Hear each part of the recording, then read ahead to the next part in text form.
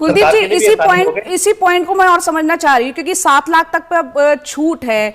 तो बहुत अभी तक ये होता था कि भाई आपको अपना निवेश करना पड़ता था, इंश्योरेंस में होता था या बचत योजनाओं में करना होता था अपना टैक्स सेव करने के लिए। अब उनके पास ये ऑप्शन होगा कि अपने मुताबिक जो है उसको खर्च कर पाए। तो एक जाते जाते अगर आप दर्शकों को ये सलाह दे पाए जिनकी 7 लाख तक की या इस ब्रैकेट में इनकम आती है, कि उनको अब अपना पैसा कहाँ लगाना चाहिए। हालांकि जो मार्केट और इस तरीके के एक्सपर्ट्स हैं वो इस पे राय दे पाते हैं, लेकिन आप क्या कहना चाहेंगे इस पर?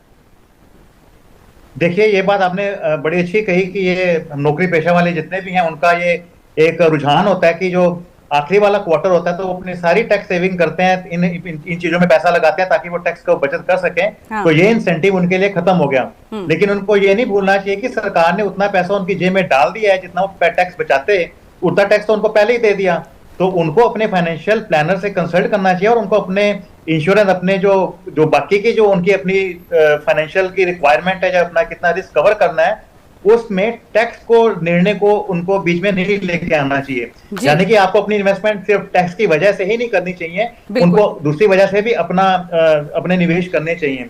और देखिए, ये बड़ी जरूरी चीज है क्योंकि ये बड़ा बिहेवियरल है। आजकल की जो यंगर पॉपुलेशन है, जो यंगर एम्प्लॉई है, तो वो ज्यादा से ज्यादा पैसा हाथ में देखना चाहते हैं। और आप देखिए कि इंडिया में अब आने वाले 10 सालों में हमारी सब यंग पॉपुलेशन रहेगी। इन लोगों को सेविंग कराना बड़ा जरूरी है। तो मैं तो ये सोचता हूँ कि सरकार इतना टैक्स कलेक्ट कर रही है तो उनको कोई ऐसी पेंशन की स्कीम लाए ताकि इन लोगों को लिए कुछ थोड़ी बहुत व्यवस्था हो।